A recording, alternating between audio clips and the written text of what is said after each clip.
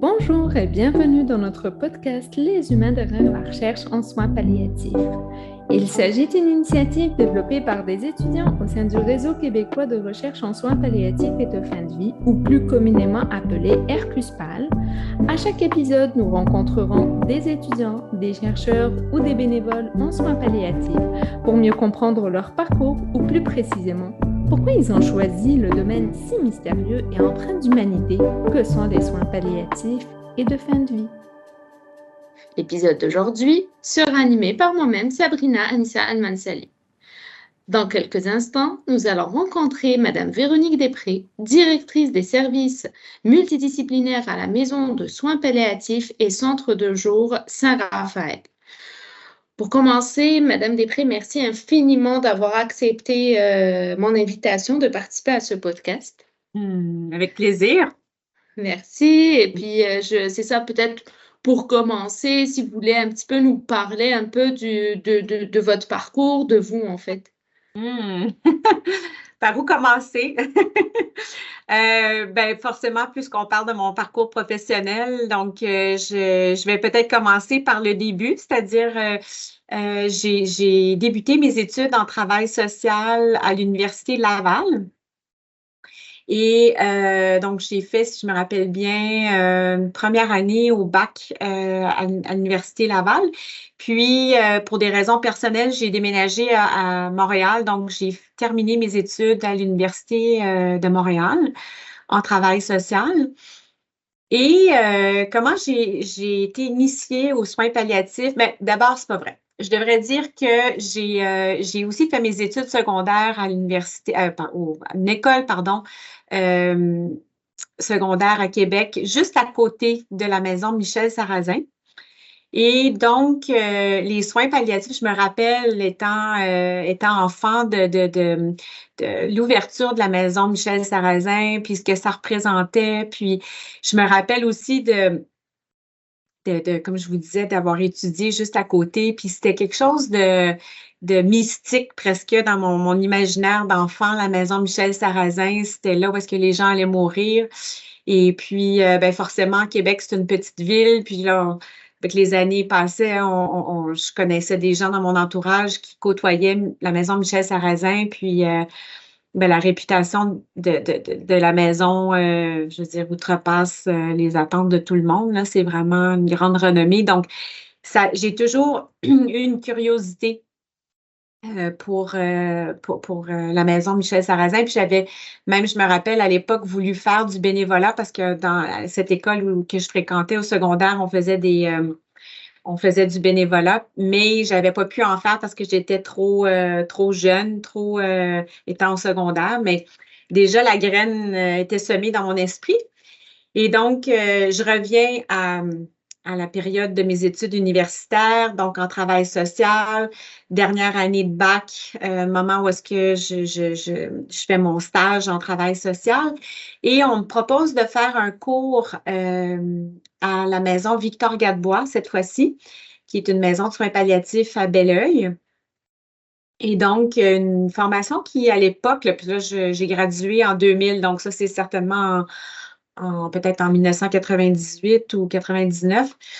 Une formation qui une durée d'à peu près une quarantaine d'heures et je suis tombée sur le charme des soins palliatifs, de l'approche des soins palliatifs, de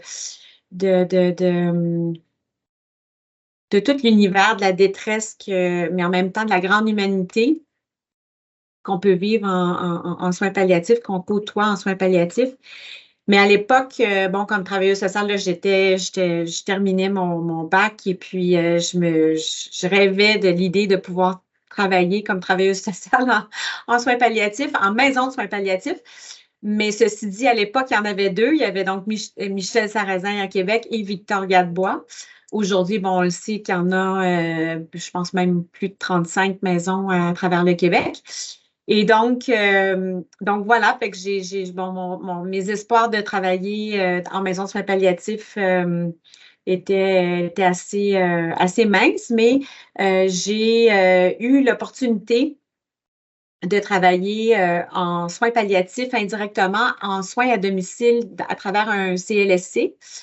Donc, à l'époque, les soins à domicile, il y avait différents programmes, une grosse majorité qui étaient réservés pour les personnes âgées, mais il y avait les soins palliatifs étaient sous le grand programme du maintien à domicile. Donc, j'avais manifesté mon intérêt de faire des soins palliatifs. Donc, ça a été ça, vraiment, ma première façon de me tremper dans les soins palliatifs, c'était d'être travailleuse sociale auprès de la clientèle qui était à domicile en fin de vie, donc de soutenir ces personnes-là et leurs proches, leurs familles. Puis ça a vraiment été une expérience exceptionnelle. Parce que forcément, quand on est dans l'environnement, dans l'environnement de ces personnes-là, on a vraiment accès à toute une autre réalité qui, souvent, quand on administre des soins palliatifs en milieu hospitalier ou même en maison de soins palliatifs, on n'a pas cette lunette-là sur la vie privée des gens dans leur propre milieu. Donc voilà, alors j'ai fait à peu près une dizaine d'années en soutien à domicile, mais particulièrement avec un intérêt pour les soins palliatifs.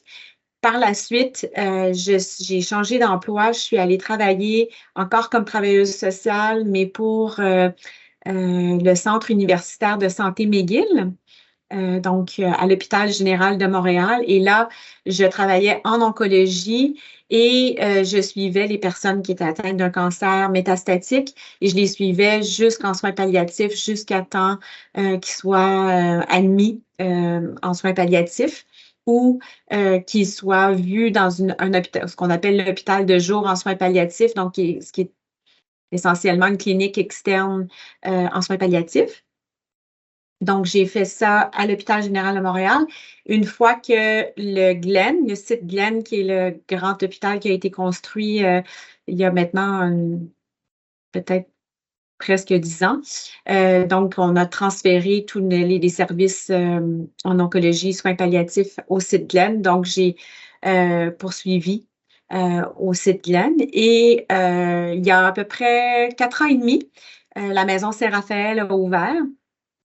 Et donc, j'ai postulé pour travailler à la Maison Saint-Raphaël et j'ai eu le poste et voilà, je travaille maintenant plus dans un rôle de gestion et je dirais aussi de supervision clinique, mais dans la Maison Saint-Raphaël, qui est une maison de soins palliatifs, mais qui est aussi un centre de jour. Un parcours très riche dans le sens où, de ce que je comprends, vous avez toujours été, on va dire, attiré par le domaine des soins palliatifs depuis finalement votre adolescence. Oui. Au secondaire, vous passiez à côté, puis vous aviez eu cette volonté de faire du bénévolat à l'époque, et puis vous étiez trop jeune pour pouvoir en faire.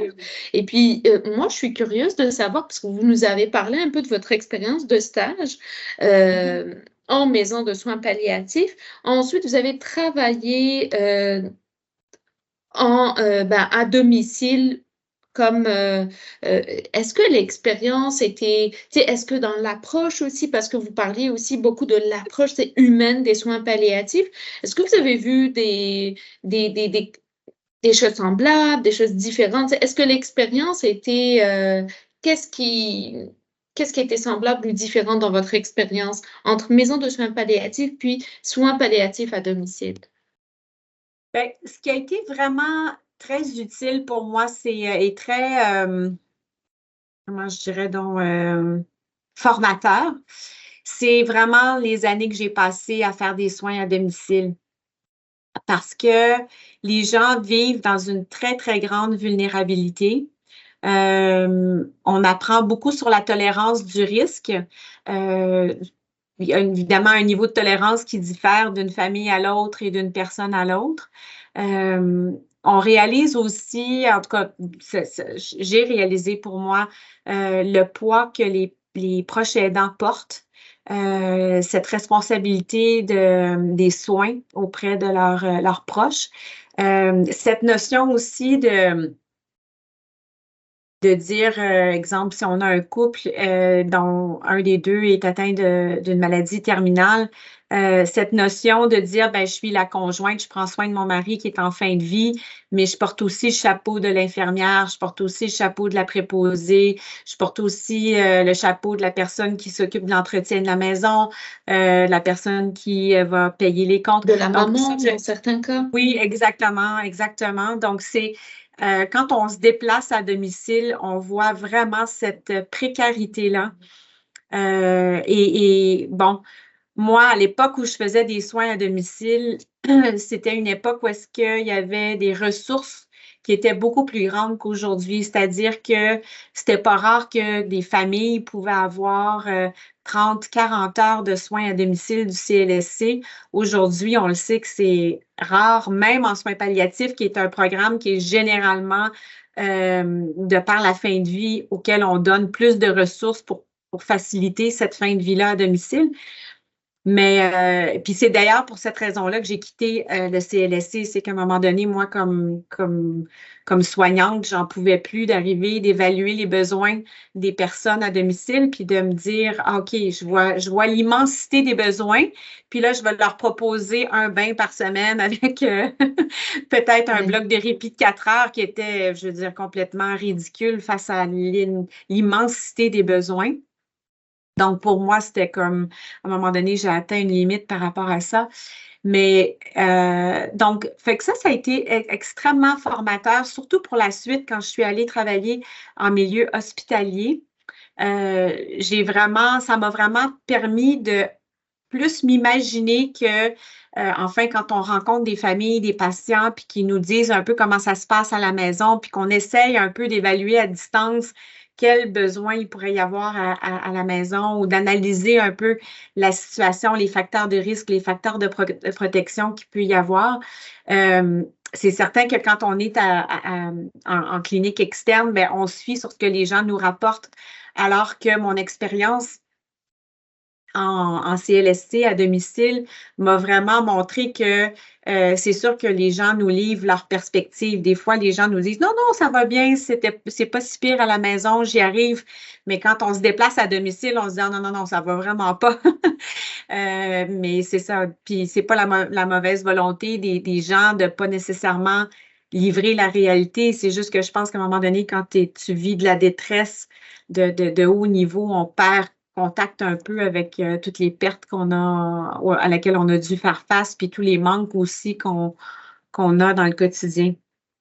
Donc, j'imagine aussi la personne fait avec ce qu'il y a, avec les ressources existantes, puis peut-être essaye on va dire, d'avoir un peu de se donner du courage finalement en disant ben, ça va bien, alors que voilà, la situation est, comme vous le dites, précaire dans les faits.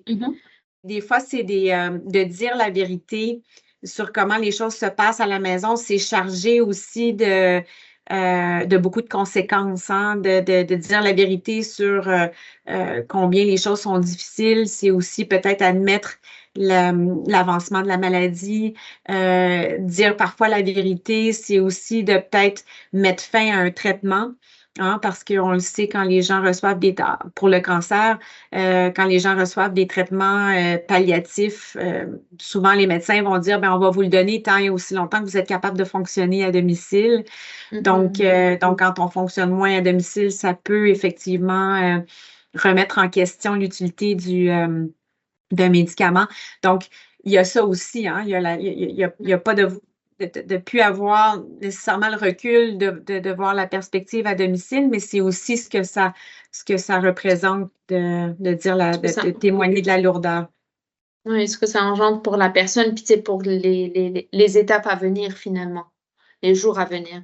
Puis justement, j'aimerais revenir avec vous, cette expérience humaine que vous avez vécue, en tant que vous avez agi directement en soins palliatifs versus quand vous avez travaillé au Glen où c'était en oncologie, donc on va dire une étape avant d'arriver en soins palliatifs. Comment vous l'avez vécu? C'est une grande question, ça. Oui. Je dirais, c'est triste parce que je dirais que c'est des programmes qui devraient travailler main dans la main. mais malheureusement, c'est vraiment pas le cas. Donc, moi, c'est sûr que comme travailleuse sociale, j'étais une bonne courroie de transmission parce Ouais. que j'accompagnais les gens alors qu'ils recevaient des traitements. C'était pas un critère de référence, mais la majorité des gens qui m'étaient référés comme travailleuse sociale, c'était des gens qui avaient un cancer avancé, donc un cancer qui avait déjà un stade 4. Mais encore une fois, c'était pas la norme ou ni un critère, mais bon, C'était. c'était juste comme ça. Et Mhm. donc, et moi, je les suivais tout au long du parcours de leur maladie, ce qui faisait que, comme je vous disais tout à l'heure, j'étais une courroie de transmission parce que je les voyais alors qu'ils recevaient des traitements, je les accompagnais à leur visite médicale avec leur oncologue ou leur radio-oncologue ou chirurgien dépendant, et je les accompagnais aussi en soins palliatifs en clinique externe, et je les accompagnais jusqu'à temps qu'ils soient admis en soins palliatifs lorsqu'ils étaient admis à l'hôpital. Donc, mais c'est certain que la conversation, l'étiquette des soins palliatifs, c'est encore vraiment un sujet d'actualité, en ce sens qu'on a encore énormément de difficultés de référer les gens en soins palliatifs plus tôt que plus tard. Et donc, c'est encore problématique en ce sens que les gens ont pas accès à des soins palliatifs au bon moment parce que cette discussion-là n'a pas lieu au bon moment. Puis je dirais que même aujourd'hui, dans ma carrière actuelle de gestionnaire de maison de soins palliatifs, c'est encore problématique, particulièrement pour notre clientèle au centre de jour, qui est comme une forme de clinique externe en soins palliatifs. On a malheureusement des gens qui nous sont référés, qui leur restent quelques mois à vivre alors qu'ils auraient pu être référés parfois 1 an, 2 ans avant, puis ils auraient pu bénéficier de nos services bien avant. Est-ce que c'est dû au malaise, à notre malaise est-ce que c'est dû au sujet tabou de la mort ou est-ce que, qu'est-ce qui fait en sorte qu'on tarde à aborder ces conversations avec le patient ou la famille ou... Ben, je pense que c'est complexe. Je pense qu'il y a plusieurs réponses à cette question-là. Je pense qu'il y a il y a la formation, hein, la formation des médecins de peut-être avoir des conversations difficiles avec les patients, de comment aborder ces questions-là, comment amener le sujet des soins palliatifs. Il y a la question aussi de la compréhension de l'approche des soins palliatifs, hein. Il y a l'approche en soins palliatifs, puis après ça, il y a les services en soins palliatifs. Et ensuite, il y a l'association des soins palliatifs avec la fin de vie, ce qui n'est pas forcément vrai, comme vous le savez. Et donc, ça, c'est, je pense, probablement le plus gros mythe de l'approche des soins palliatifs, hein, c'est que c'est comme soins de fin de vie, soins palliatifs. Maintenant, on ajoute à ça l'aide médicale à mourir. Donc, il y a beaucoup de confusion, je pense, au niveau de tous les intervenants dans le milieu de la santé. Je pense qu'il y a un malaise à avoir ces discussions-là parce que c'est des discussions qui sont chargées émotivement. Puis c'est pas tout le monde qui est confortable d'accueillir ces discussions-là. Ceci dit, je pense que moi, dans mon expérience, ce qui a fonctionné bien, c'est de travailler en tandem. Moi, comme je disais, j'essayais beaucoup d'accompagner les patients à leur visite médicale pour pouvoir travailler avec le médecin, puis aborder ensemble les questions de soins palliatifs, puis jumeler nos compétences à la fois médicales et peut-être l'approche du travail social auprès des patients et de leurs familles. Puis, on ne va pas se le cacher, il y a une question de temps aussi, hein, de prendre le temps d'avoir ces discussions-là. Si le temps, ça nous manque dans le réseau de la santé. Les cliniques d'oncologie, c'est des cliniques monstres, dans le sens que les oncologues voient une quantité phénoménale. En tout cas, c'était le cas de l'hôpital où est-ce que moi je travaillais. Les demandes, je veux dire, les demandes de consultation sont extrêmes. Les médecins vont voir juste un nombre incroyable de patients dans une journée. Donc c'est ça. Fait que je pense qu'ils font face aussi à est-ce que je vais avoir une discussion qui va être longue, qui va me demander beaucoup d'investissement, en sachant très bien qu'il y a encore peut-être 20, 25 autres patients à voir dans la journée. Et puis il y a le stigma de la conversation qui entoure la mort dans la société, hein. C'est vraiment, c'est toujours un sujet tabou. Fait que c'est complexe, c'est vraiment. Puis aussi, ben il y a même quand on étudie la cellule familiale, hein, c'est les soins palliatifs. Des fois, on a le patient qui est ouvert à parler de la mort et des soins palliatifs, mais la famille n'est pas prête.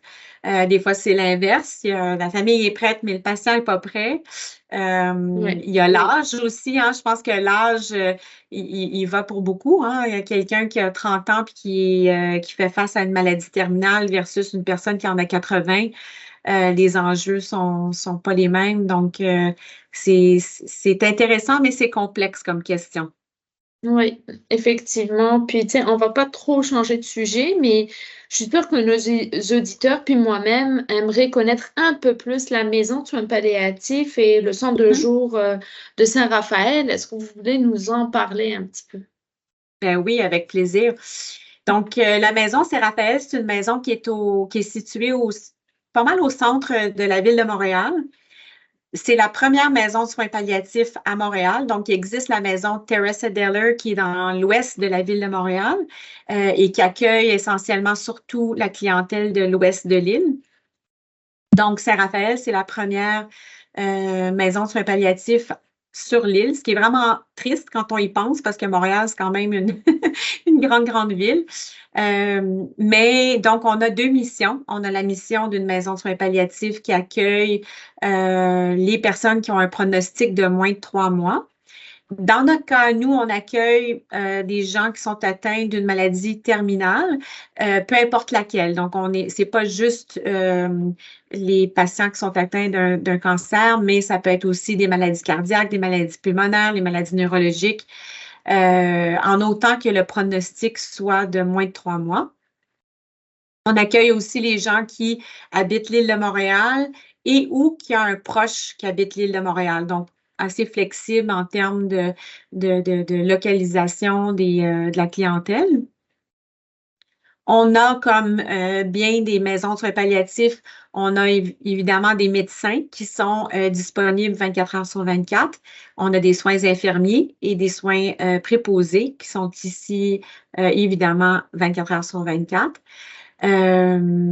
Et nous avons une équipe multidisciplinaire qui va prodiguer des soins, donc des services autant au centre de jour que sur l'unité de soins. Donc, puis ça, c'est vraiment une chance parce que tous les services qu'on offre au centre de jour et qui va pouvoir se poursuivre lors de l'admission si les gens décident de faire ce pont-là. Donc, pour les gens qui sont connus du centre de jour et qui désirent mourir ici à la Maison Saint-Raphaël, à ce moment-là, ils poursuivent leur lien thérapeutique avec l'équipe, ce qui est vraiment chouette. Le centre de jour, je pense que je peux encore dire que c'est innovateur dans le sens que, loin de nous à Saint-Raphaël, de prendre aucun mérite, on n'est pas la première maison à offrir un centre de jour. Au fait, Michel Sarrazin a un centre de jour qui est très bien connu. La maison Victor Gadebois aussi un centre de jour qui est sur pied depuis plusieurs années également. Et il y a d'autres maisons de soins palliatifs qui ont ouvert des centres de jour. Donc, à ma connaissance, il y a la maison de soins palliatifs des Jardins qui est à Rivière-du-Loup. Il y a la maison de soins palliatifs René Verrier qui est à Drummondville. Il y a aussi la maison Mathieu Froment qui est dans l'Outaouais qui offre aussi un centre de jour. Donc, l'idée des centres de jour commence à se développer beaucoup en soins palliatifs. Puis, qu'est-ce que c'est un centre de jour en soins palliatifs? C'est vraiment de pouvoir offrir des services alors que les gens vivent toujours à la maison. Donc, des personnes qui sont atteintes d'une maladie terminale, en phase évolutive, mais pas forcément en fin de vie. Alors ça, c'est vraiment la nuance avec l'unité de soins. L'unité de soins, on parle vraiment de pronostic. Au centre de jour, on ne parle pas de pronostic, on parle vraiment de maladie terminale en phase évolutive. Donc, il y a beaucoup plus de flexibilité. Puis, Je dirais que l'objectif ultime du centre de jour, c'est vraiment d'améliorer ou de maintenir la qualité de vie pour permettre aux personnes de vivre le plus longtemps possible à la maison. Donc, pour nous, la façon qu'on a réparti nos services au centre de jour de la Maison Saint-Raphaël, on offre autant des services aux personnes qui sont atteintes de la maladie, mais aussi aux proches aidants. Et même en étant l'ensemble de nos services aussi aux personnes endeuillées. Donc, on veut vraiment que les services à la Maison Saint-Raphaël, que ça s'inscrive sur un continuum de soins et que ça ne soit pas juste pour la personne qui est malade, mais vraiment pour l'ensemble de son entourage, peu importe si la personne malade reçoit des services au centre de jour ou sur notre maison de soins. Alors, puis pourquoi? Parce que on considère vraiment que les proches aidants, les familles, ils font partie de l'équipe soignante. Donc, et on comprend qu'il faut prendre soin d'eux si on veut qu'ils prennent soin à leur tour des personnes qui sont en fin de vie. Pour nous, c'est comme une clé, c'est majeur. Alors, donc, il n'y a pas de discrimination. On va offrir l'ensemble de nos services à ces trois clientèles-là. Donc, la personne malade, le proche aidant et la personne endeuillée. Qu'est-ce qu'on offre comme service au centre de jour? On a, je dirais, deux catégories de services. On a les services au corps. Donc, on a de la physiothérapie, on a de l'ergothérapie, on a de la massothérapie, on a un acupuncteur, on a un bain thérapeutique. Donc, ça, c'est vraiment tous les services qu'on offre pour prendre soin du corps. Et après, on a l'ensemble des services plus d'ordre psychosociaux, si je peux dire. On a 2 travailleuses sociales, on a une accompagnatrice en soins spirituels et nous avons une musicothérapeute et une art-thérapeute. Donc, ça, c'est essentiellement l'équipe. On a des bénévoles aussi qui sont absolument extraordinaires, qui vont aussi accompagner la clientèle du centre de jour. Et puis, tous nos services sont gratuits, comme c'est le cas dans pas mal toutes les maisons de soins palliatifs et les centres de jour en soins palliatifs. On a des services individuels, on a des services de couple, on a aussi des thérapies familiales, puis on a aussi des groupes. On a des groupes thérapeutiques, donc par exemple des groupes d'écriture créative, on a des groupes en art-thérapie, on a du yoga, donc différents groupes qui sont plus à visée thérapeutique. Puis on a des groupes plus de loisirs les groupes de loisirs visent vraiment à briser l'isolement, à créer un espace de discussion justement sur les thèmes de la mort. Hein? On peut pas, c'est pas des thèmes qu'on peut facilement discuter dans notre entourage ou en prenant un café avec un ami nécessairement. Donc, on essaie vraiment de créer cet espace-là ici à la Maison Saint-Raphaël. Mais en tout cas, je suis impressionnée par toute l'offre de services qu'il y a dans la maison finalement, autant dans le centre de jour que dans la maison.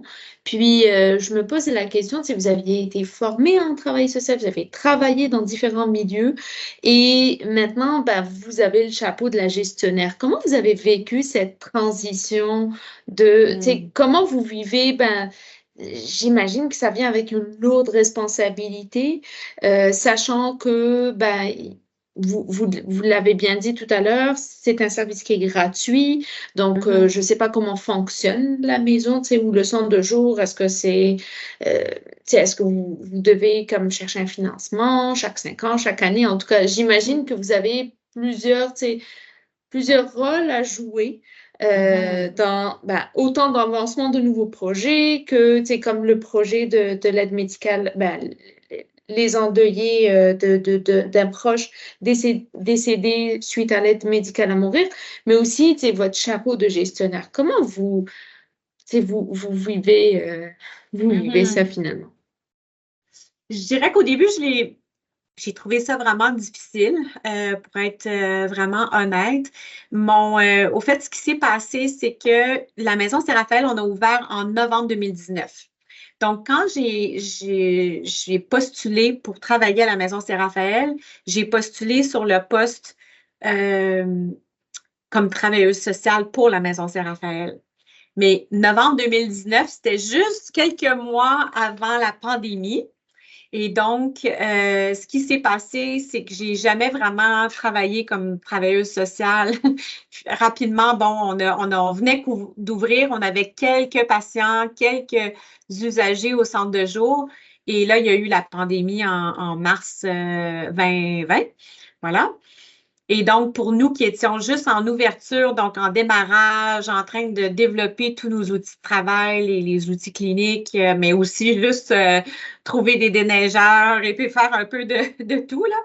On m'a proposé de prendre un rôle de gestionnaire que j'ai fait juste parce qu'on était en situation de crise et puis j'avais jamais pensé devenir gestionnaire pour être pleinement honnête.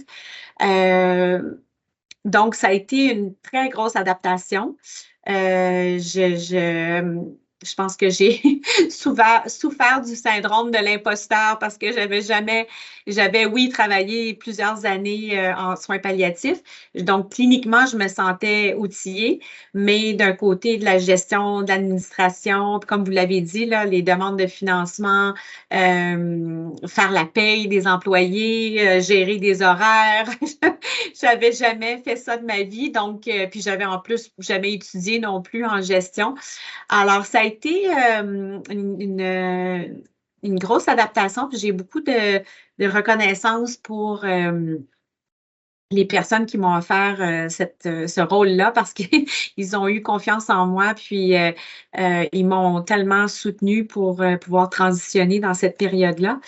Parce que c'est pas aussi nécessairement facile de passer de collègue à gestionnaire non plus, hein. Fait que c'est une transition à effectuer.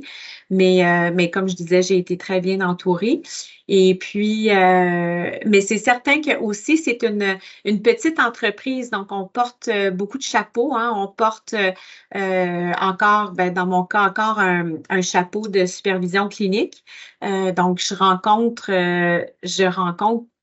toutes les personnes qui font une demande au centre de jour, je les rencontre pour, d'une part, faire leur connaissance, comprendre leurs besoins, les référer vers les différents membres de l'équipe. Donc, j'ai encore ce petit contact avec la clientèle qui essentiellement a été la chose la plus difficile pour moi parce que j'adorais être travailleuse sociale, j'adorais être auprès de la clientèle. Fait que ça a été un deuil. Les auditeurs n'ont pas accès à votre non-verbal, mais moi, je vois votre sourire, le contact avec la clientèle. Donc, je vois que c'est quelque chose que vous aimez beaucoup. Vraiment, vraiment. Puis là, maintenant, je l'ai, comme je vous dis, un peu grâce à ces rencontres-là initiales que j'ai avec les gens qui font la demande au centre de jour. Puis je l'ai évidemment par procuration, c'est-à-dire à travers l'équipe que nous avons, qui est absolument extraordinaire, qui offre un accompagnement qui est majestueux, si je peux dire.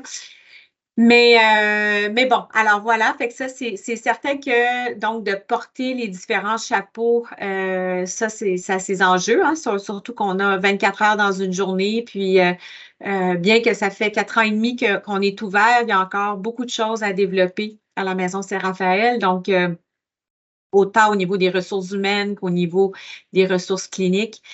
Mais je vous dirais que ce qui est vraiment exceptionnel ici à Saint-Raphaël, puis d'ailleurs, on avait présenté à la QSP il y a quelques années sur ce modèle-là, c'est qu'on travaille en co-gestion clinique.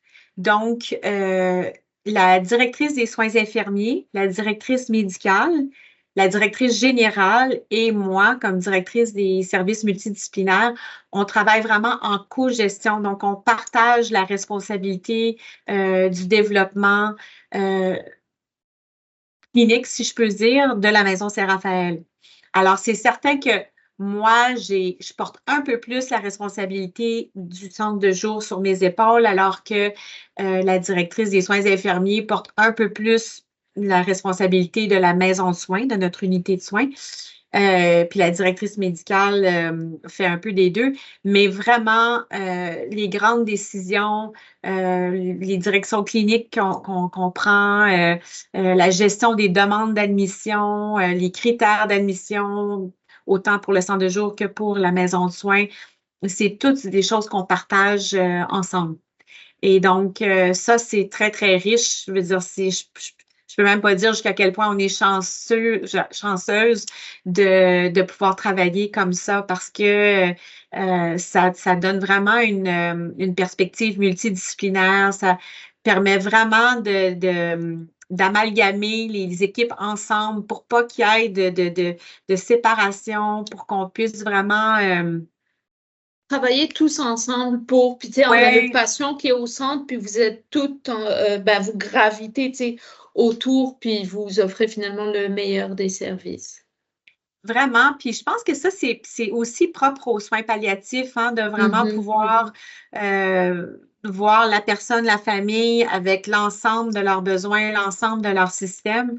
Donc, je pense que d'avoir un modèle de co-gestion clinique, ça se marie bien avec l'approche des soins palliatifs. Oui, super. Puis c'est ça, je sais que vous avez une autre rencontre tout de suite après, donc je voudrais juste vous poser une dernière question. Si vous pouviez parler à la jeune, Véronique que vous êtes, quel message vous aimeriez lui transmettre? Je pense que ce serait de passer plus de temps dans le moment présent. Et parce que je pense qu'on est souvent comme, peu importe qu'on soit infirmière, médecin, ergothérapeute, travailleuse sociale, peu importe, on est surtout en ce moment dans l'état actuel du réseau de la santé. Le réseau, quand je dis le réseau, j'incorpore là-dedans tous les organismes communautaires qui donnent des services de santé ou des services sociaux. On est tellement débordé par le nombre de demandes, on est tellement témoin de la détresse dans la société qu'on a toujours un pied dans la conversation puis l'autre pied dans notre prochain rendez-vous ou le rendez-vous qu'on avait juste avant, qu'on n'a pas eu le temps d'intégrer encore parce qu'on passe d'une personne à une autre. Alors, je pense que ça serait vraiment de prendre le temps qui est nécessaire pour être dans le moment présent. C'est tellement... Moi, j'ai toujours dit à toutes les personnes que j'ai eu la chance de rencontrer dans ma vie, tous les patients, les familles, quand on travaille en soins palliatifs, quand on accompagne des gens dans la mort, dans leur fin de vie, c'est un privilège absolument extraordinaire. C'est un moment intime d'une personne, d'une famille qui nous est partagé. Puis c'est tellement riche. Puis moi, tout le monde me dit, quand je me fais poser la question, qu'est-ce que tu fais dans la vie? Puis là, je dis, je travaille en soins palliatifs. Puis les gens disent, oh mon Dieu, je ne sais pas comment tu fais. Parce que c'est ça que la majorité des gens nous répondent. Et puis, je dis toujours, non, c'est tellement un cadeau. C'est pas moi qui donne, c'est les gens qui me donnent. Moi, je veux dire, c'est vraiment tellement riche, c'est tellement les discussions, les différentes profondeurs qu'on peut recevoir comme professionnel, mais comme être humain avant tout. C'est vraiment, c'est un accompagnement professionnel, mais vraiment humain. Donc, si je pouvais revenir en arrière puis juste pouvoir être plus engagée dans le moment présent, puis moins préoccupée des autres choses que je dois faire, puis de vraiment intégrer ce qu'on vit dans ce milieu-là pleinement. Je pense que ça serait mon meilleur conseil à moi-même. Je retiens aussi votre message parce qu'il est super important. Donc, prendre le temps de vivre le moment, puis d'être pleinement présent dans le moment. Vraiment. En tout cas, merci infiniment, Madame Véronique Després, d'avoir partagé toute cette discussion vraiment inspirante. Puis merci beaucoup d'avoir écouté cet épisode de notre podcast Les humains derrière la recherche en soins palliatifs. Soyez des notes pour notre prochain épisode pour découvrir d'autres humains inspirants comme Madame Després. Merci infiniment pour votre temps. Merci. Ça m'a, juste par vos questions, ça m'a poussé mes propres réflexions. Donc, je vous remercie.